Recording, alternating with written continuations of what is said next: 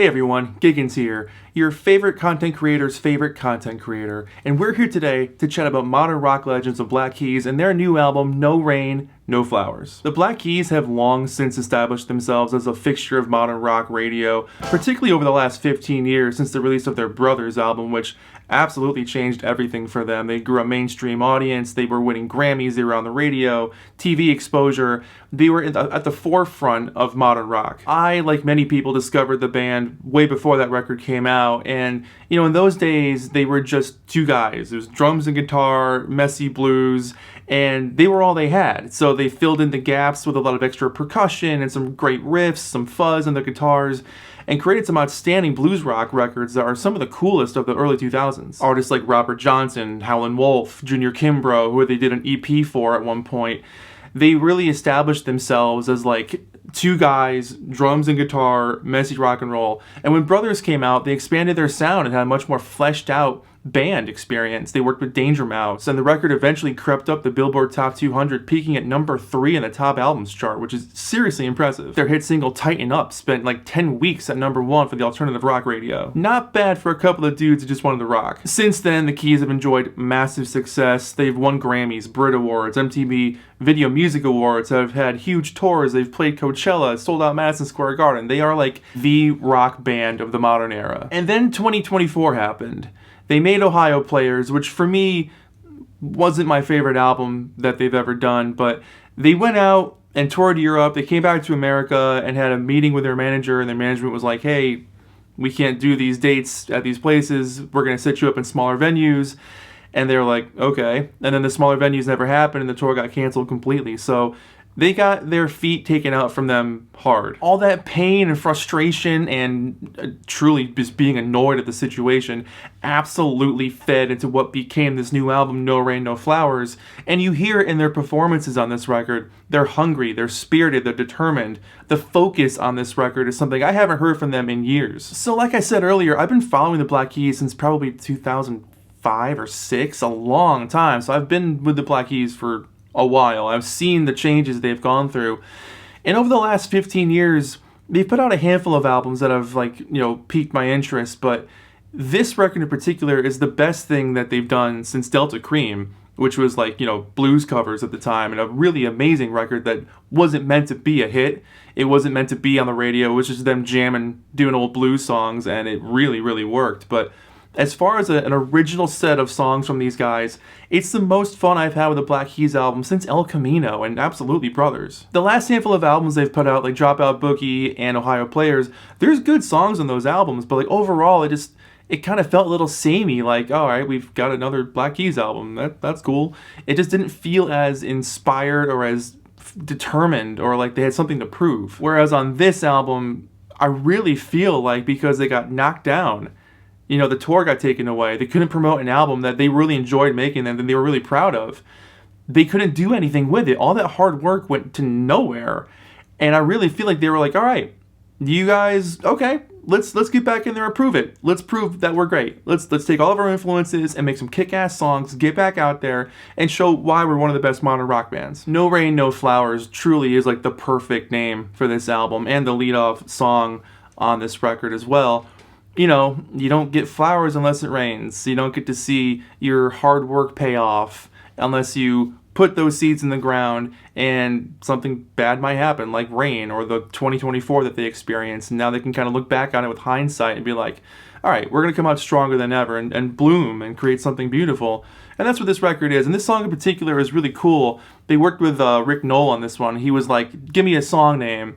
And he said, No Rain, No Flowers. And he asked Dan to sing it, just vocal, a cappella. And Dan sang it, and they figured out the chords, the key that it was in, and ran with it. But this song has some really great keyboard work on it. And I love the enthusiasm of understanding that, things were tough. And that things can get better. And that spirit definitely travels throughout this whole album. I wouldn't say every song has that MO, but it definitely wraps up that way by the end. But it's just a nice song, a reflective track, and worthy of the title track. The chorus flows effortlessly. It's like a weight removed, like a mission statement. The song doesn't hang around for long, and I think that brevity is why it lasts such an impression. The Night Before follows that one up next, and I've tried to interpret this song a million times as I've been listening to it. And my biggest takeaway from it is that, like, no matter how crappy your day gets, like, at least you had the night before where, like, things were calm, you're in bed, it's comfy, the world can go away, you're with that special someone, and things are just at peace. So no matter how bad your day is going to get, like, you know, I've been high, I've been low, I'm seeing stars everywhere I go. It's like things are going to get kind of rocky throughout the day, and you're going to probably meet some crazy people and have some weird experiences, but at least you'll have the night before to, like, be that armor to get you through the day. Baby Girl follows that one up, and that's one of my favorites on the record. I love the pounding ballroom piano feel, and the fuzz all over this one is wonderful. It rocks along, but it has really nice moments of beauty where the vocals are kind of lilting and sparkling. And then it allows itself to explode numerous times. Pretty much a classic Black Keys feel, but a welcome sense of familiarity. It's a story of love saving the day, that special someone cheering you on, and the acknowledgement of that, the appreciation of that. Down to Nothing is a moody, brooding kind of track with really good, heavy percussion underneath it all, and it finds the group in a more chill territory. Songs like this showcase their knack for layering. As I said earlier in the review, they are experts at laying on the bottom end of a song, and Patrick Carney is one of the most underrated drummers of all time. His idea of how to build a song from the bottom with drums, maybe bongos, maybe tambourine, maybe a shaker, and then he does his shuffly thing on the snare, all that incorporates into this really cool textured bottom end for Dan to play on top of and whoever else is jamming with them. But I don't think Patrick gets enough credit for the work that he does to establish the base of a song. And this is one of those tracks where, like, it's like I said, it's kind of a moody song, but having all of that work underneath it grounds it. On Repeat follows that, and this is one of those tracks where I can absolutely hear Al Green singing this and completely nailing it. I love the splashy cymbals on this thing, the dreamy vocals on the chorus, and the shredding solo. Like, the pain of hindsight in Dan's voice is incredible. It's like, you're getting over somebody and they just won't get out of your brain. You just keep thinking about them on repeat, and how annoying that can be. Make You Mine follows that up next. That's one of my favorites on the record. Right down to that 70s R&B vibe with a swirling string section, the tinkling keys, and some of my favorite lyrics on the record. How many times is one time too many? It's a great line for picking yourself back up again, but my favorite line is, maybe the times may not be right, but all I know is I'd give my life for just one night to know what love is. It's a song about being totally honest about how bad heartbreak can suck and how it just takes forever to get over it sometimes, and how you're just yearning for human connection, and accepting that vulnerability is more than okay. As the song builds up, there's just layers and layers of oohs and strings and this really great effect on Dan's voice with the reverb, and then it ends with just his voice with just nothing on it, just super raw, saying I'll be there. And it's like, when things come down to it, that one singular voice, it's like, yeah, he'll be there. Man on a Mission, The Rock returns. This is a classic Black Keys song, up and down. It's hungry and gritty, focused and youthful. The dude's all happily worked up about this girl that he's into, and he's got one objective: be with this girl. He's a man on a mission. Dan shreds on this thing so expertly, and the shake up in the middle is so cool where it kind of stops. Very Tighten Up-esque, where it changes its focus and it comes back at the end for the turnaround there. But it's just like they're just rocking and jamming the whole way through, and the chorus is so infectious.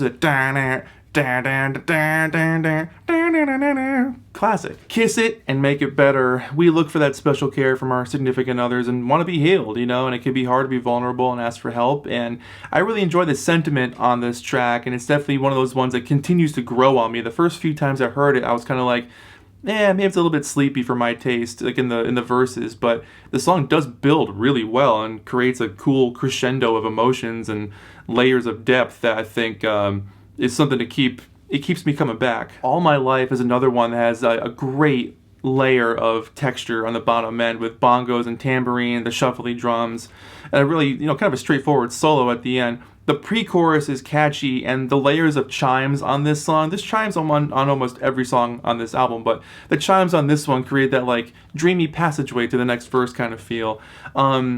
It's not my favorite on the album, but I feel like over time it's going to grow on me, kind of like Kiss It has already grown on me. But I do dig the all my life vocal moment. It's nice. The album closes with two absolute modern classics for the Black Keys. A Little Too High, there's references to Buddy Holly's Not Fade Away, and it's a song about keeping yourself grounded, and I think understanding that grounding is good, and to not get too full of yourself, not let your ego get in the way, and to understand that, like, you're going to have moments where you're knocked down, and you can get a little high off the ground, but don't get too high.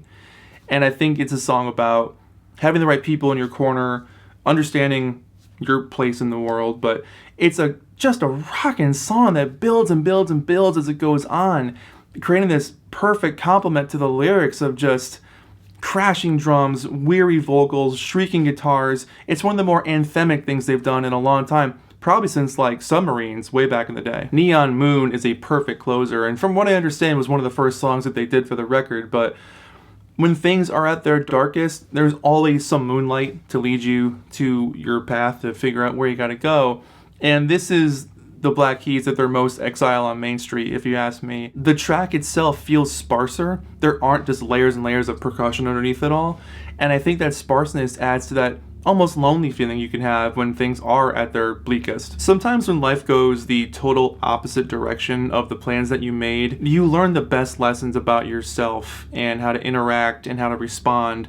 And that grounding is soberingly important. You take stock of your present, you understand the gravity of the hardship, and you pick up the pieces, and the Black Keys are a perfect example of that. The fact that their 2024 was so messed up, the frustrations, the pain, the anger, they used all of those feelings and created one of the most impressive bodies of work in their entire discography. It's been a very long time since I've looked forward to coming back to a Black Keys album, so I'm excited by this album, and that hunger and that tenacity and that determination from them absolutely shows on this record. And it's proving that they're here to stay, which is why on this album I'm feeling a strong 7 to a light 8. Transition, have you given this album a listen? Did you love it? Did you hate it? What would you rate it? You're the best, you're the best. What should I review next? Hit the like if you like. Please subscribe and please don't cry. Hit the bell as well. Over here next to my head is another video for you to check out. Hit that up, or the link to subscribe to the channel. Anthony Fantano, Black Keys, forever.